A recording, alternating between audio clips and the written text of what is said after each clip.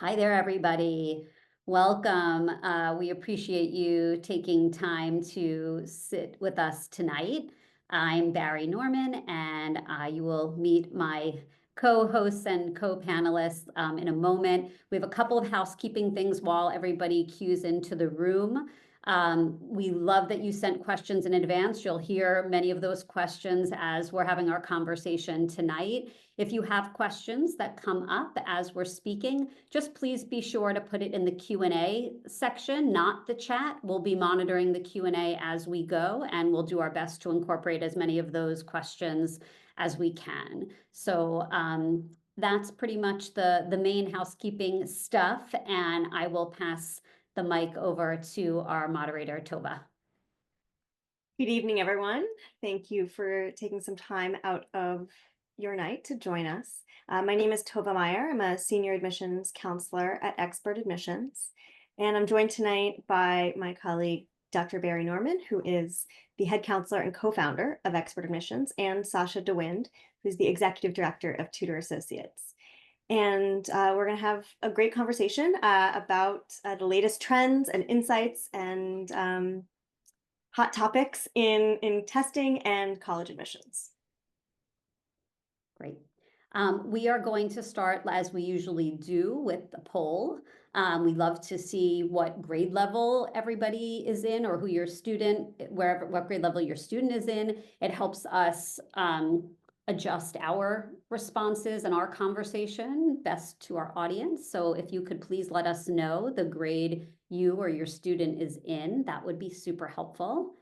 And once we have, people are still voting, which is great. Once people are done responding and it slows down a bit, I will share. But it does look like we're just about half 11th graders. It's still moving a little bit, but we're at about 50% 11th graders, about a quarter 10th graders, and then just a mix to 9th, 12th, and other. So definitely about half the audience in 11th grade and a quarter in 10th grade. So thank you for responding. I'm going to close the poll because I think we're pretty much set there. All right. Great. So our main goal tonight is to discuss recent trends and updates in college admissions and standardized testing. So let's just dive right in. I'll start with you, Barry. What trends did you see in this admission cycle? What are some things that stayed the same? What changed? Did anything surprise you? Yeah, I actually think, a lot of times, we'll say it's kind of been what we expected, even in the sort of sometimes chaos and certainly the change that has transpired over the last 5-6 years. But I think this year was an interesting year. So a couple of things that I've noticed that have been different or remarkable in some way is that there's certainly been much more waitlist movement prior to May 1. Many schools have already had waitlist movement, and really all over in terms of selectivity, not just including highly selective schools, IVs, non-IVs, IV plus, and then schools at all levels. So that's something that I think is unique to this year, certainly relative to recent years. And I would say also it's been interesting this year. It's been a bit of a mixed bag at the IVs and IV plus schools in terms of applications and admit rates. You have some of them receiving record number of applications, lowest admit rate. You have others that have had the highest admit rate in 5 years, or in certainly recent years.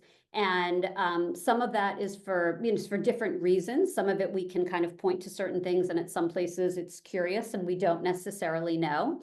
But that's also been something that we've seen. Another thing also on that topic, more schools are not releasing statistics in their announcements of overall kind of admissions. They might give a general sense, we have this many applications and we're up or we're down, but then they stop there and they give nothing. That's a trend that kind of started in the last 5 years or so, but it really was like 1 or 2 schools that were doing that. And we've seen more schools this year pull back on releasing statistics. And then the last thing I would say is just that we know this, but I think it was really underscored this year, is just how much fit matters, at least fit the way that the admissions office defines it and sees it in applicants through their essays, that you can have legacy, you can go to whatever school, you can have great grades, but if the fit isn't there, it's going to be exceedingly difficult to see an admission offer, especially the more selective the school. And just a quick point of clarification, I think we all use so many abbreviations and so much lingo. Barry, can you just clarify what you mean by Ivy Plus? Yeah, sure. So there's the Ivy League schools, which the 8 schools in that athletic league. And then people will often say Ivy Plus, meaning places that are kind of equally as difficult, if not harder to get into, but aren't technically in the athletic league. So whether we're talking about Stanford or Duke or MIT or Northwestern or whatever, there's a bunch of them that fall into this category. Small liberal arts college like Williams and Amherst, those are all Ivy Plus, if you would. So basically super selective schools, essentially, regardless of size. Thank you. And just to kind of build off of what you were saying about some of these trends and the importance of fit, I think particularly for people sort of just beginning to clue into the college admissions process maybe a little earlier, and there's so much chatter everywhere we go. There's this sense that it's just more unpredictable than ever, that they're just harder than ever to predict in terms of decisions. Do you have any thoughts? Do you agree, disagree? Any words of reassurance? Yeah, I mean, I think, this is interesting actually, is that on the one hand, our process here in the US is really unique and even easy to say peculiar relative to anywhere else in the world. If you look at any other higher education and admission system, it looks nothing like ours. And this idea of fit is a big piece of it, the holistic review, right? You can't have just a GPA and an SAT or ACT score and really have much clarity at all as to what's possible for you, certainly at any particular school, for the most part. I mean, again, there are going to be some schools, but they don't tend to be the schools that our students will be interested in. And so when you have a range, numbers that help guide you, but then you still have so many schools to kind of figure out where might I actually be able to get in, you need something to be able to lean onto and to kind of look into to say, okay, where does it make sense for me to apply? Where should I strategize for early decision or early action? And how do you do that with, kind of as make an educated decision, not just sort of some shot in the dark, right? And I do think that while it not being about the numbers, it's like the best thing and the worst thing at the same time for students, right? It means that, guess what? It's not all about the numbers. And then also, guess what? It's not all about the numbers. So if you have high GPA, high SAT, doesn't guarantee you anything. That sort of like can be the not so good news. And then the good news is that if you don't have that, or if you have that, like there's also possibilities for you as well. I think with fit, that idea, really getting to know a school and also being self-reflective and honest about yourself and being able to communicate that in your essays and thinking about what other people are going to say about you and their recommendations. If you know the school, you know yourself, and you have a good sense of how others are going to describe you as well, I think you can come together and actually have a pretty high level of predictability for your schools. I mean, we do it all the time, right? We can't know exactly what's going to happen at every school for every kid, but we can come up with a list and know that in this range, at least 2 of these are going to work out. We're not going to know exactly which one all the time, but we can gauge and we can give you a sense it's more likely here, less likely here, even though they might be in the same tier. So I do think that there's a fair amount of a high level of predictability as long as you're understanding the process, right? Even if you don't agree with the process, if you understand the internal logic of the process, whether you think it makes any good sense or not, it's not too difficult to predict in a way. Again, not 100% at every school for every student, but to do so in a way that you can be strategic and hit high for whatever that might look like for you. Thank you. And Sasha, I'll turn it over to you. Obviously, another big thing on people's mind is standardized testing, and it seems I've been in this field almost 2 decades, and it seems like something is changing every year. So what are some recent changes, some trends? What updates can you share about specifically the ACT and the SAT? Sure, yes, this is a year of change, just like all the other ones in those 2 decades. But as Barry said, right, there are things that change and there are things that stay the same. So, what is changing is the format of the ACT. That's happening for all intents and purposes in September. Technically, you could opt to have that change in April, or this past April, you could have had that change. It's already May 1st, but it is for all students changing in September for both the paper test and the online test. So we're going to break that down a little bit for you. Should you be a junior now and you're going to be taking these tests into the fall? Should you be a sophomore just thinking about these things? You will have an option of a paper or an online test. And the test will be a little shorter, a little more generous in terms of timing. The biggest complaint about the ACT is I just don't have enough time per question. They're giving students more time per question. I think those are the most important takeaways, is that it will be a shorter test and it will give students fewer questions and more time to do it, which is a great thing for kids who for whom the ACT makes sense, but the timing has always been particularly difficult. The other big sort of change, although I want to say that this isn't actually a big change, is that the ACT is making the science section optional, just as for many years the writing essay section has been optional. And the reason I want to understate this change is that until Barry tells me it's optional, in other words, until Yale says it's optional, it's not optional. So for my students, for our students at Tutor Associates, you should be taking the ACT with the science section, whether or not it's optional according to the ACT. And though it will not be factored into your composite come September, so your composite is the average of, well, now the 4 sections, English grammar, math, reading, and science. In the fall, yes, the composite will just be of the first 3, English grammar, reading, and math. The science section will certainly be scored and will be sent to schools. And the schools will, as they always do, over time, figure out what that means to them. But the schools are less adaptive than the tests in some ways. They're used to seeing what they see, and they are going to expect to see what they've been seeing for the last 30 years. So in that sense, nothing's changing. And the other thing that I would say is that, as they make this test really more appealing, which is what they're trying to do, right? The SAT has gone digital. The SAT gives you more time per question, and they say, well, don't forget about us. We'll make it a little bit nicer too. I want to remind everyone these tests are curved, both the SAT and ACT. So while, yes, they are giving kids a slightly more generous amount of time per question, they're giving everyone that, right? So in that way, nothing has changed. Your job as a parent is to help your child take on this task of doing very well on either the ACT or the SAT, pick one, and to make sure that they are picking the right test, prepping at the right time, taking the test at the right time. And we'll go into that in more detail. But yes, the ACT is changing.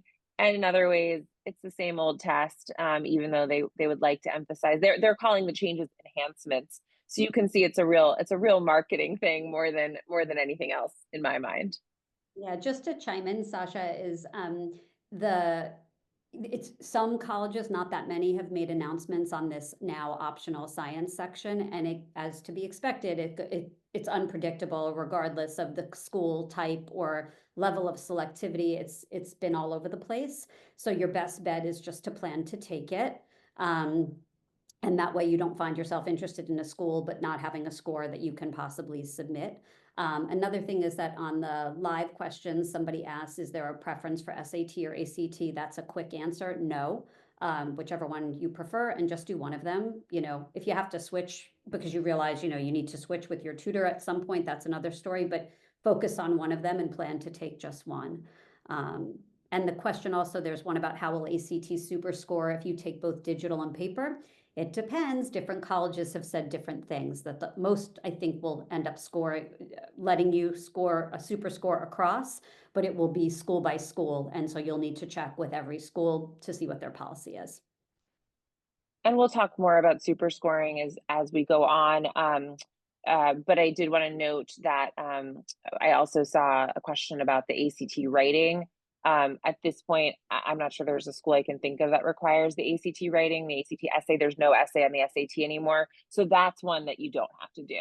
And it's so funny because there was a period of time where we were saying about the ACT writing what I'm saying about the science. Just take it to be sure. There's different schools had different requirements, and then finally they dropped it. That may happen with the science, it may not. But for now, we're in that moment of take it, be sure, and then you will see what happens. But the ACT writing, no need. ACT science, please do assume you'll be taking that if you go ACT.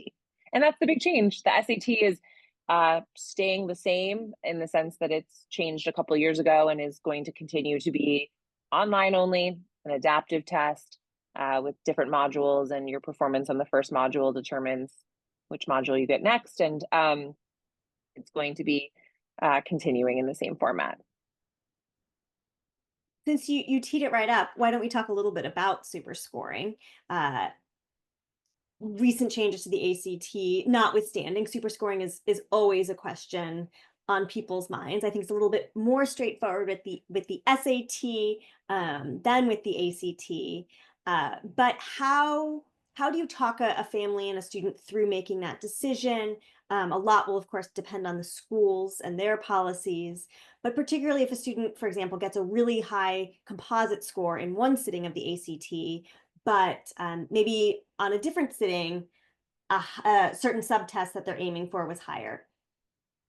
How do you think the decision-making process? And Barry's going to answer most of this, so she'll talk about the reporting as well. But I do want to say that my quick advice is it's case by case. It depends on the kid, it depends on the school, and this is the decision to be made at the end of the process, not the beginning of the process. So the beginning of the process, we're sort of just focused on doing as best we can at the right time. And then once we have all the data, then the decisions get made, and it is case by case. And I've helped many parents look at different ones and figure out what's best. But I'll let Barry speak to the way the ACT and SAT slightly differ on the Common App and what she advises. Yeah, so on the Common App, which is where most students will spend most of their time application-wise, not necessarily exclusively, but for a lot of people exclusively, they'll be on the Common App. There is a testing section where you have the option to report scores. I would report scores if you're submitting them. Be careful if you have some schools on your list where you're not, others where you are. You want to make sure you submit the one with scores to the right schools and the one without the scores to the ones that you're going to go test optional. But the SAT and ACT are reported differently. So if you're submitting SAT scores, self-reporting SAT scores on the Common App, you are asked for your best, kind of verbal section and your best math section, and you enter those two, and that's it. If you're putting in ACT, they ask you for the best of each section: English, reading, math, science. And then they ask you for your best single composite. So you don't get to super score there, right? They don't ask you on the SAT what was your best total score in one sitting. They do ask the equivalent of that for the ACT. They may still super score depending on the school, but they are going to see that the highest composite score you got in a single sitting was 32, even if your super score is a 34, for instance. So you just have to be mindful of that. Depending on the school, they'll be more or less flexible with individual section scores. So the more selective the school, the less flexible they're going to be. If you're applying into a major, regardless of the level of selectivity of the school, if you're going in as a business major and your math scores are lower, that doesn't make good sense. So you want to think about submitting or applying to that major or whatever. So there's a number of different things that will come into play to determine. And for a single student, you may do one thing at one school and another at another, which is why I mentioned the separate submissions. But there is a real difference between the way it's self-reported. And almost all schools allow self-reporting, not all do. That means that you just report the way I've just mentioned. If you have to send test scores directly from the testing agency during the application process, they'll all require a verification at the end. But at that point, you've already been admitted. It doesn't matter. If they require it during the application process, you can send individual test dates, whether it's SAT or ACT, but you can't pick and choose scores or composites or anything like that. So you're going to either send everything for April or everything for June or nothing for a particular test. So you can't kind of pick and choose how you report directly from the testing agency, except to determine if you want to send a test date or not. I'll just put in a quick plug that if a school does require scores sent directly from the testing agency, make sure you do that well before the application deadline, because it's not as instantaneous as we think it should be in our digital age, where you think, it'll show up at your doorstep tomorrow morning from Amazon, but not true for test scores from the testing agencies. One of the reasons I think we are all talking about standardized testing so much is that it is very much back at the forefront as colleges have reinstituted testing requirements. So this is going to be a question a little bit for both of you. What changes have you seen, or do you anticipate changes to schools' average test scores now that more schools are going back to requiring testing?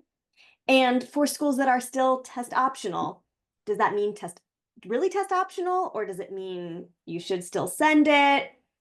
What are your thoughts on that? Yeah, well, this is our favorite answer. You'll hear it over and over again, right? It depends. What's the school? What's your score relative to where, the top of the range is? I will say as a quick response is that, is test optional test optional? Yes, but ideally, you will be able to give scores at the top of that school's range. And if it's not at the top of that school's range, I would think very carefully about whether or not you should submit.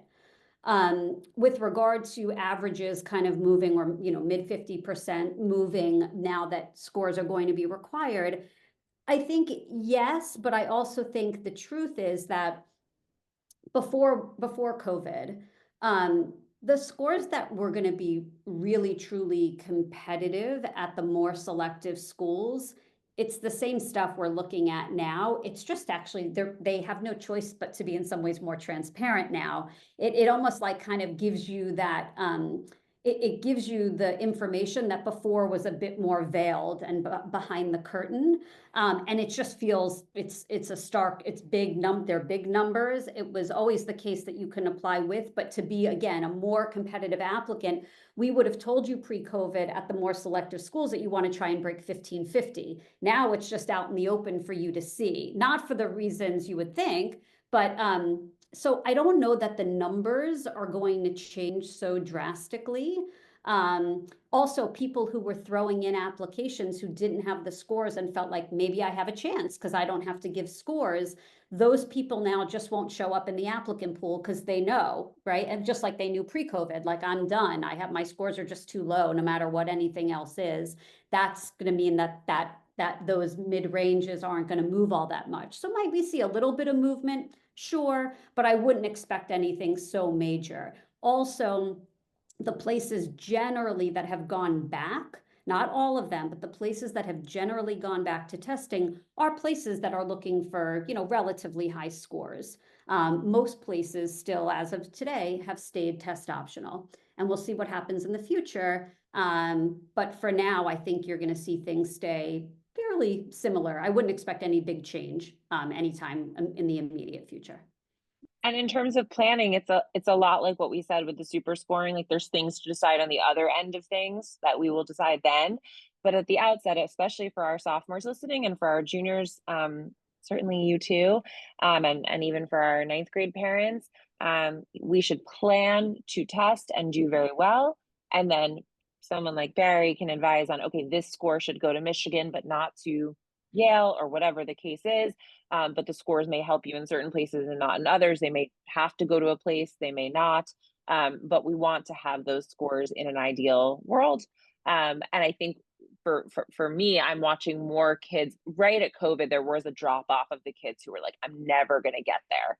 And some of those kids have come back and pushed for from some of the not most highly selective schools that do require. I'm seeing them come back and push for those scores, but among the most selective schools, I haven't seen any data that the scores have dropped in any way at all. So, and they were always there. So nothing has changed. Some things change, some things stay the same. That'll be our motto today.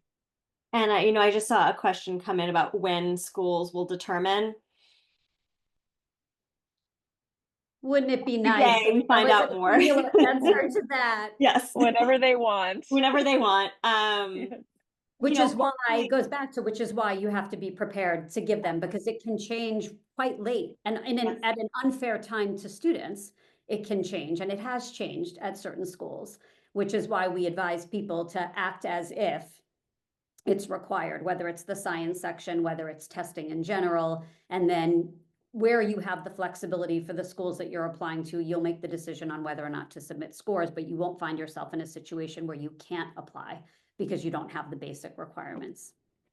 And Sasha, can you talk a little bit about that preparation process? Obviously, it's going to vary a lot from student to student and their specific, strengths and preferences and needs.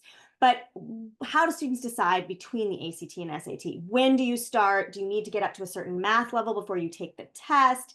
How do you go about really strengthening and improving your scores? Yeah, I have so much to say about this, of course. We'll start with the when and the sort of basics of the logistics. I do think, and there's differing opinions on when a child should actually take. I think the end of 10th grade or the summer before 11th grade is the time to figure it out. That doesn't mean you have to start now or that you're too late if you haven't already done it, but sometime in 10th grade between January and sort of July when everyone goes away, I'd like kids to come in for a full SAT and a full ACT. Some schools host these at the school, so they don't even need to come in and do it with me. They've done it at home or they've done it at school. And yeah, the best way to do it is the full length of each, unless there's some compelling reason why we're just trying one. And a child should try it with the accommodations that they have. We can talk about accommodations at more length, and that gives you the what, right? So maybe you're starting at a 1200 on the SAT and a 27 composite on the ACT. That's the what. Okay. Then there's the why. And the why really interests me quite a bit. There are some whys that are harder to fix than other whys, right? So sometimes it's, oh, I took the ACT after not sleeping, and the SAT I was well rested. Oh, okay, good information. Sometimes it's just timing, but I knew if I had had the time, I would have aced it. That's also important information for me. Sometimes it is, I haven't yet learned that math, but I'm learning it right now in 10th grade, and we'll get to what content you need. And sometimes it's, I thought I did great, and then I seem to have gotten most of the SAT stuff wrong. And I'm like, oh, yes, that happens a lot in the SAT. So the why, you need to try the diagnostics, and then you need to really dig in with an expert on the why, because the why, I'm more afraid of certain whys than other whys. Certain things are really easy to fix, certain things are harder. By the end of 10th grade, most of our students have taken Algebra 2 Trig, Geometry, and Algebra. Most of them take pre-calculus in 11th grade. That may not be the case for your child. They may be in a different track than that. In general, you're set by the end of 10th grade math from a content perspective. And on the other three sections, no one knows their grammar, and we love teaching it. There's the same 14 rules over and over again, so don't worry about that content. And reading and science are really skill-based. They're not content-based, so it's about reading. And if you're doing the ACT, interpreting graphs, it's not about content knowledge. So really, by the end of 10th grade, the large majority of our kids are set from a content perspective. And then the question is, well, how do you, move from a 28 to a 34 on the ACT? How do you move from the 1200 to the 1550? And in some ways it is like taking another class in school, right? It takes a lot of time, it takes commitment. And what I love about it is that it is like learning a foreign language. And why I say I love that is because your children can learn a foreign language. They really can. They can become fluent. They shouldn't be fluent as 10th graders. They should be fluent by the fall of 12th grade. And they do have a lot of time to become fluent. And I was a kid who didn't think I was good at standardized tests, and then I learned how to do it. And I was like, oh, I'm not bad at standardized tests. I needed to learn how to become fluent. And I really like that language with our children because it really expresses their capacity to do something that maybe they feel they're inadequate at because they just haven't been taught they haven't been taught the language. So how do you teach a child the language? It's one part content. Yeah, you have to know your algebra 2 and your trig and your geometry, and you have to know how to read at a certain level, and you need to know where a comma goes in a very precise way, not just sounding it out. You got to know your commas and your verbs and all that stuff. Yes. But that piece is actually just the very beginning of fluency. And frankly, our kids tend to come to us pretty fluent in their content. Yeah, there are holes here and there, and none of my kids really know where commas go. But the content is pretty fluent. They read at pretty high levels at these top schools, and they're incredibly capable young people. The second piece of becoming fluent is the mastery of the patterns and the procedures. Okay, I know where a comma goes. So every time I see a comma question, I have to have a procedure.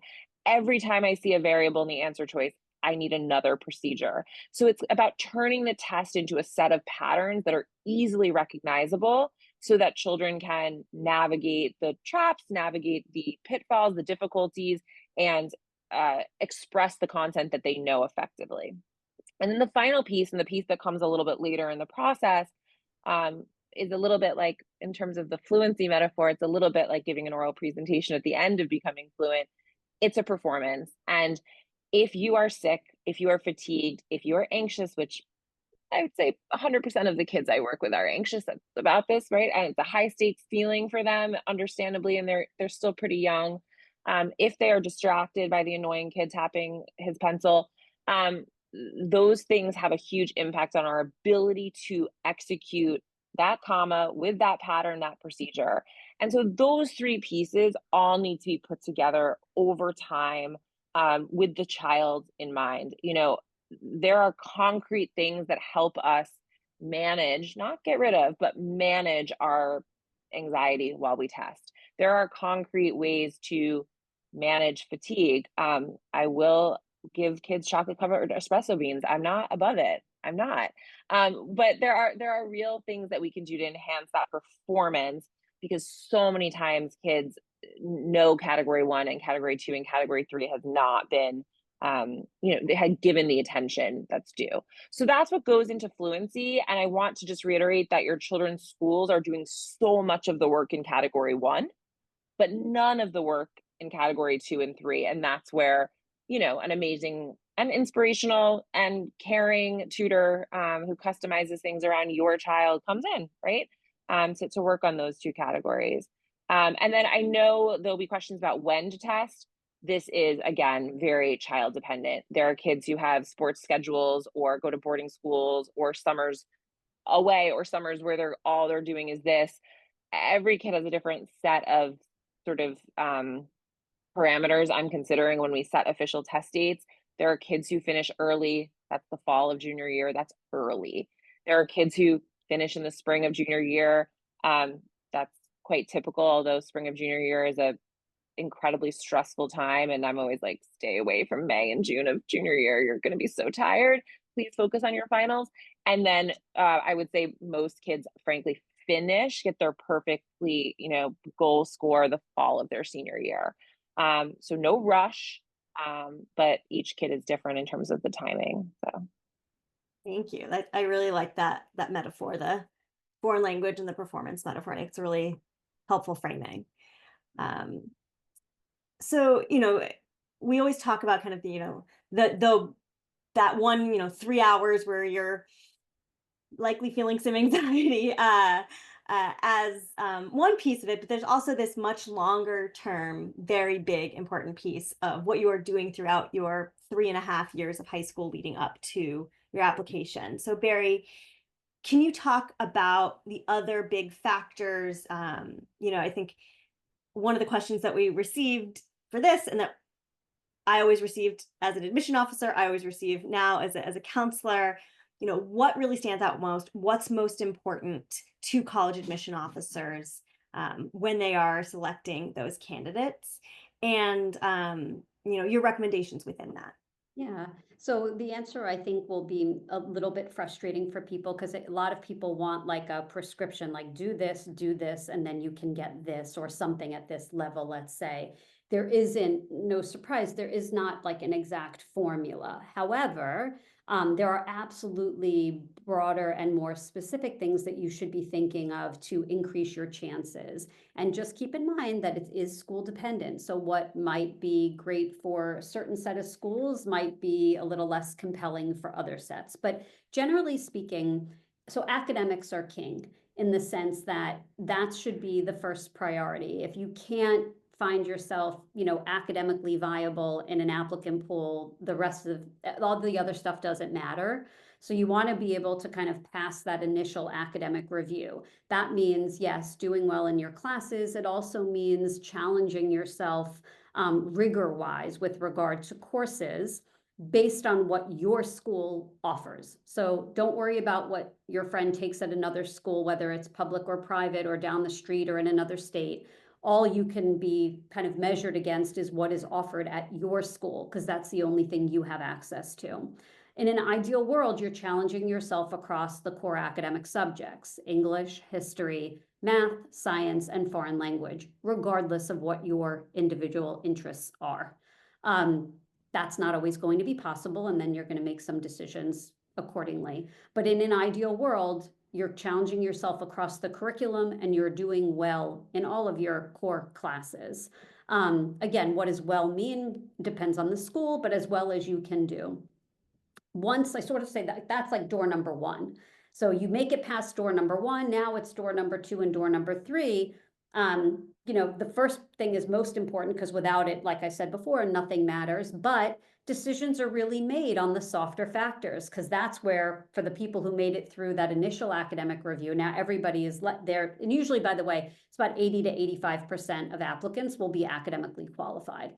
So the vast majority are making it through door number one. Now they've got to pick amongst all these qualified applicants. How do they do that?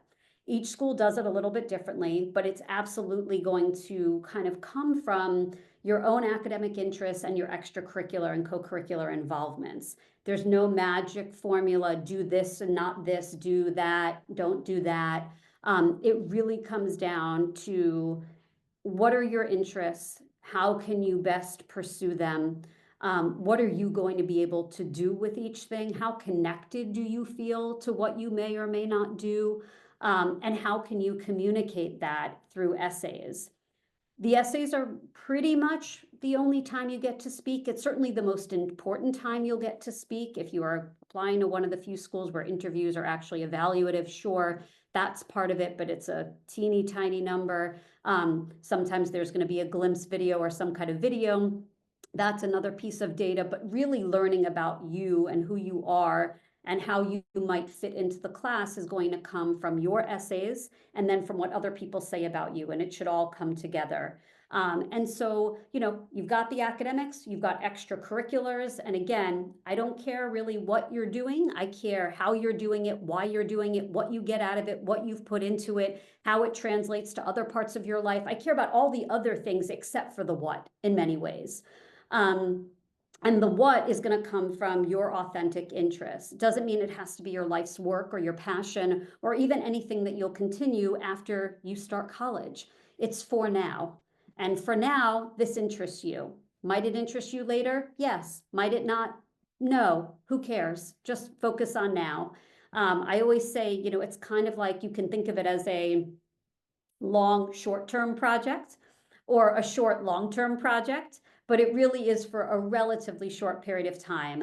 I think the open-endedness of the extracurricular piece, and so many of the essays will dig back into how you spent your time outside of school. More so, you'll find yourself writing more about yourself outside of the classroom than inside.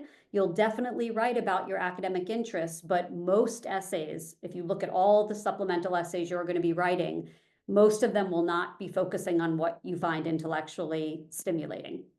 So you really want to think carefully about how you spend that time and what you're getting out of it and how you're bringing yourself to it. And then it's your job to communicate it in the essays when the time comes, and you're going to communicate some things a little bit differently depending on what each school prioritizes in their review process. Some places might want to see kids who are doing something more creatively. Some want to see people who are doing something more interdisciplinary. Some people Some schools are gonna want to see kind of these real doers and sort of extroverts. Others don't care at all about that. So you're going to kind of think about the different aspects of you in each of the things that you do, and then determine for each school what and how you're going to write about it. But you know, and academically, you have to live in a pretty narrow space, regardless of your academic interests.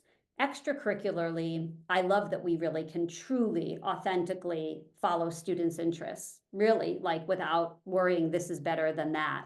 Whereas we think about that a lot when we pick courses and think about course selection. But that for some people can feel overwhelming because you have such a big open-ended extracurricular sort of piece that you have to bring down into a little funnel that should be like this narrow by the time you get to senior year, but you've got years to get there is the good news, and you get to let your interests guide you. And so I like the fact that we have so much freedom and flexibility with the extracurriculars, but it can feel overwhelming at first. But with good advice and good guidance, like you can come up with great stuff, very cool stuff. And that's where that fit comes into play that we were talking about before, tailoring it to schools. Exactly. And colleges, by the way, Tova, to give you a single word answer, what do they want? Authenticity, right? 100%. Yes, you've got to think about the game more largely, you know, like the process, but they get so much stuff that just sounds good, but it doesn't really tell me anything. I always say it says everything and nothing at the same time. They get so much of that when you actually get a student an essay, an application that feels like a real person and that you feel like is really connecting with you, that's what's going to make you stand out, not what you chose to do after school on Wednesdays. And it's so easy to tell for admission officers what's authentic and what's not. There's just too many applicants, you know, the numbers are too big for it to kind of slide through. It's much easier to get away with stuff like that all the time with your school papers and the way that you write academically and for class assignments. It's really, really hard when it gets personal. Let's dig in a little bit more to what you were talking about of the academics and the challenging yourself. And you know, we always get lots of questions about, should I take this class or this class? Do colleges want to see, do the top colleges want to see students taking 4 years throughout? We get a lot of questions about particularly foreign language. Is it okay to drop the foreign language? You said that it really, you know, you want to be challenging yourself across those subjects, regardless of what you want to study. But in addition to that, are there specific things that students should be thinking of if they're interested in a very popular or increasingly competitive major? I'm thinking specifically engineering, business, computer science, things like that. Yeah, great question. So ideally, you take 4 years in English, history, math, science, foreign language.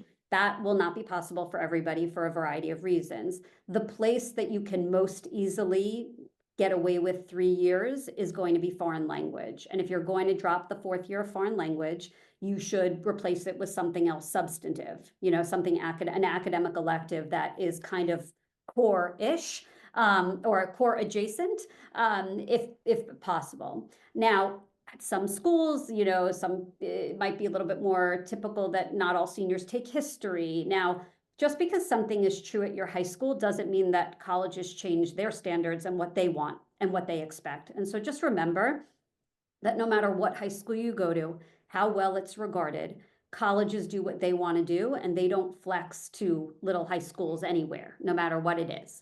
So try to use the colleges as your sort of North Star and thinking about, like, what am I trying to go for? As opposed to thinking about what do some people in my high school do. But that said, if it's, you know, if students who are attending the tier of schools that you want to attend are not taking history, and you sit down with your school counselor and that's clear across the board, then you might have some flexibility. But generally speaking, I would say foreign language is really the place where you can potentially get rid of that 4th year if it really is going to be painful. And for some kids, it certainly is. With regard to the other part of the question, Tova, it's just escaped me. It was majors that are really competitive. Yeah. So computer science is probably the most popular and most competitive major across campuses. There are many admissions deans and directors who have shared with us they could fill the whole class with computer science majors based on qualified applicants who apply. They can't and they won't, but they can. And so if you're looking at computer science, like Tova said, engineering and business are also very typically going to be sort of more competitive. At some schools, communication will fall into that as well. But generally speaking, those are the ones I think that are the most obvious, like kind of the usual suspects. If you are applying to those majors, and you know that you want to make sure that you're in as a first year and you're going to have access to those programs no matter what, because some schools allow that. Other schools you can't access till later and you apply later. Some, if you don't apply out of high school, you can't touch them the whole time you're there. It's all over the place. So figure out how important it is to you to be in a devoted undergraduate program in these areas. And if it is important to you and you are going to declare yourself a business applicant or major, a computer science applicant or major, any of these, business, any of these ones that we're talking about, engineering, you must demonstrate that you have had experiences, substantive and more than one, in this area. That is what has shown you that you want to take this, relatively narrow pre-professional path starting right out of high school. So you can't go in and just sort of say, I'm interested in business. Either I've been around it my whole life or I want to make, a lot of money and this is a good route for it. Even though people say that privately with us, that's fine. But you're not going to say it on your application. Put that on your application. Exactly. But, I've been around business, a lot. I find it fascinating. I loved my econ class and I thought this was really interesting and I noticed this. That's all fine and good, but that's not going to compel them to give you one of the precious slots. It's a good reason why you're interested in business, but it's not a good reason why they should select you and pick you. And so you must have direct and clear experience in these areas. That very well and oftentimes will mean within your course selection, but it might not. It might reside completely outside of what you're taking in class, in school, class-wise, and may be very much about co-curricular or extracurricular activities. But don't apply to a pre-professional or narrowly focused program just out of interest or fascination. You've got to be able to show that you've done it, you know what it is, you know why you want to do it, you're qualified to make a contribution, and you still have more to learn. I think that's an area where summer experiences can really come into play. You have any quick advice about how to think about those summer experiences, how to seek out ones that will be meaningful or helpful to students in doing those things that you talked about? Yeah, I think, very generically, I would say classes tend to be a bit more helpful the younger you are. The older you get, doing a class is less helpful. Again, every situation is unique, but I'm giving generic advice here. Things should get increasingly, hands-on and applied. And things should also kind of get increasingly, I would say, interdisciplinary across your interests as you get older. And as you get a better idea as to maybe where you might want to apply early, if you're applying early somewhere, or where your top few schools are, that's when, especially when you're planning your senior summer, where you might want to make some special tweaks and maybe point yourself in certain directions with those particular schools in mind. But that's nothing you need to know as you're building and making your way towards senior year. And I should just jump in. This is not about college applications per se, but summers are a very important time to get a lot of that ACT, SAT work out of the way. School is exhausting and hard. If we can build those scores early. And the other thing I'll say is, I have a 10-year-old and I do this with her, but summer is a time to fill holes that are, or build capacity in preparation for the school year. If that means repetition of math concepts or filling a concept that was weak, if that means previewing a particularly difficult thing, if that means working on writing skills, you especially heading into ninth grade, though certainly heading into 10th, 11th, and 12th, you want your child hitting the ground running.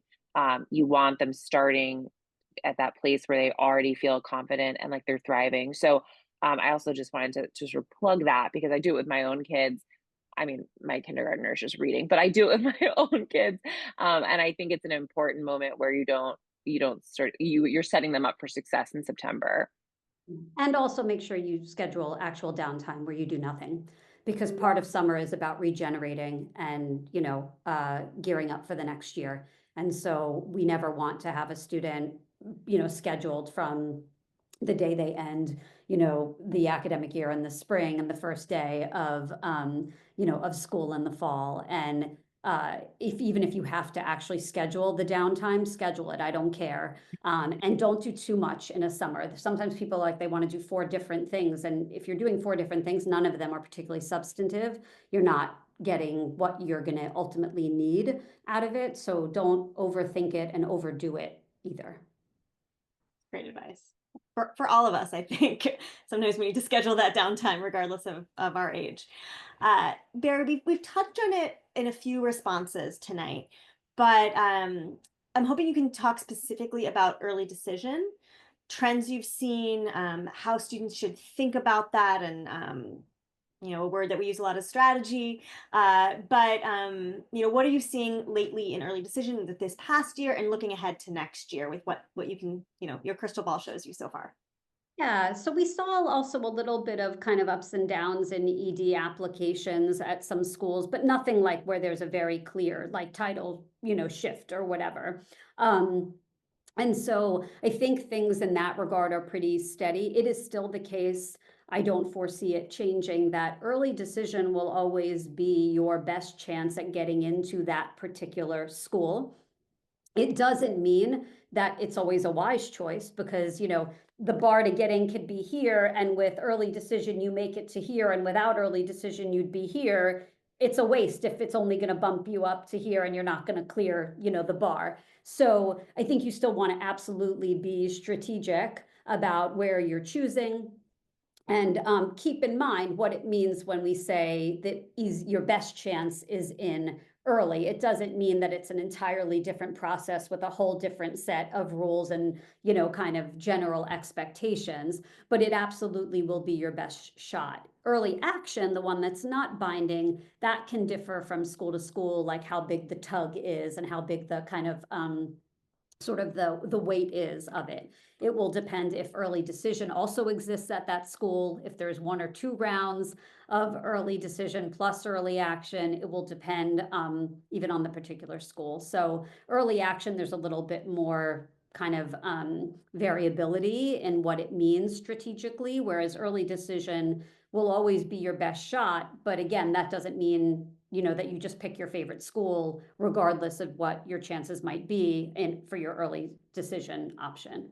And so I think otherwise like I said, trend wise, there was some places that kind of saw a bit of a surge, and some places that were down a bit, but it wasn't so many schools with the ups and downs, at least so far as we've heard.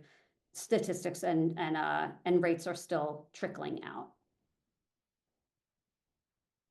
We have we're coming up on the end of our webinar, but we've talked about standardized testing, of course. We've talked about, broadly speaking, the transcript, this course selection, how you can really set your students up for success. Sasha, with some of the things you mentioned over the summer, and we talked a little bit about essays.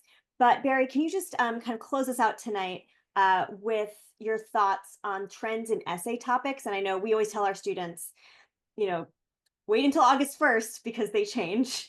But what trends have you seen, and what advice do you have to offer students at any stage of this process as they prepare for those essays when that time comes in August 1st of their about to be senior year? Yeah, so August 1st is when the supplemental essays will be released. Many will be released August 1, but not all. So don't be surprised if a school you're interested in, when you go into the Common App and their supplement isn't ready on August 1st, it may happen. The main essay, they've already announced that the prompts are the same.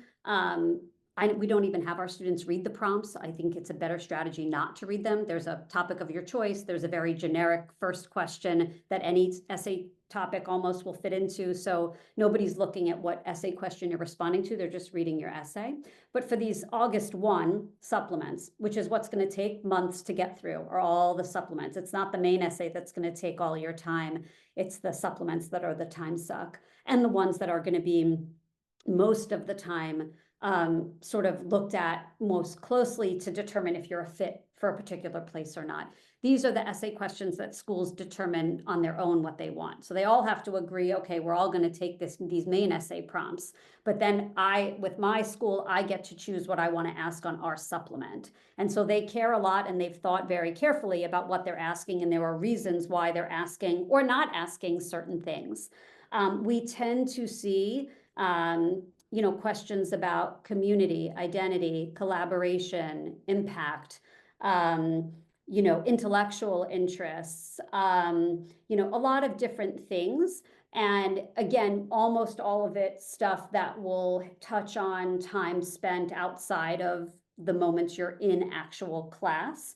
Almost everybody will write an academic interest essay, as we call it. Sometimes it's fairly straightforward in the sense that those can be hard to write, make them not boring. But they can be fairly straightforward, kind of just what are your interests? Why, where did they come from? How do you plan to pursue them? Other ones ask with very particular language about things that excite you intellectually, something that's really piqued your interest, something that you've taken farther independently. Again, it's going to depend on the school, but the most important thing is to really read the language very carefully. You are going to see questions, especially when you're on school number 5 or 6 or 10 or 12, and you're going to say, oh, this is a community essay. I have a community essay from Michigan. I'm going to use that.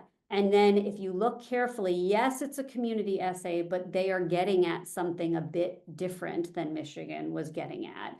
And so don't be tempted. Don't take the bait and kind of just recycle an essay because it sort of fits.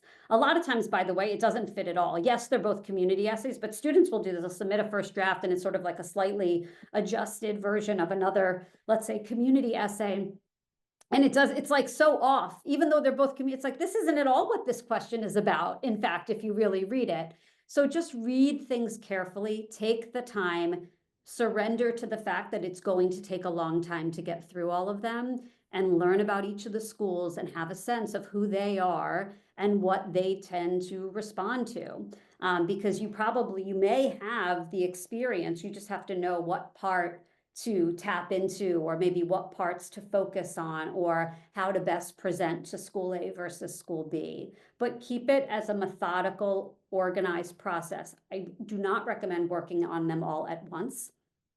Do school by school. Get your solid community essay written for school 1. Then in the next one, maybe you're going to write an impact essay, whatever. Get the good solid versions of those, and then you can adapt, not just adjust, but really adapt it. The parts where you might be talking about yourself or certain things that either you did or got out of something, those won't change. You'll be able to copy and paste a little bit, but not as much as you're going to want to do. And sometimes you're going to be able to keep that first version next to you, and then kind of as you're starting from scratch for a different school, start pulling in when it makes sense. It can take so much longer to take an existing essay and try to rework it for somewhere. It becomes a big jumbled mess, and it takes so much longer. So starting from scratch, even for a similar essay, is actually often a good idea. Thank you. So we are at 7 o'clock, and I apologize, I feel like we're never able to get to all of the questions, but if you do have additional questions, Barry and Sasha are going to put their email addresses in the chat, so you can feel free to reach out. We'll also be sending out a recording of this webinar if you'd like to go back and watch it with all of your friends and family over the weekend. We'd love that. And just want to thank everyone for taking this time to share your questions, and especially thanking Barry and Sasha for their expertise. And I hope everyone has a wonderful evening. Thank you Thanks, so much. Tova. This was great. Thanks so much, everyone. Have a good night.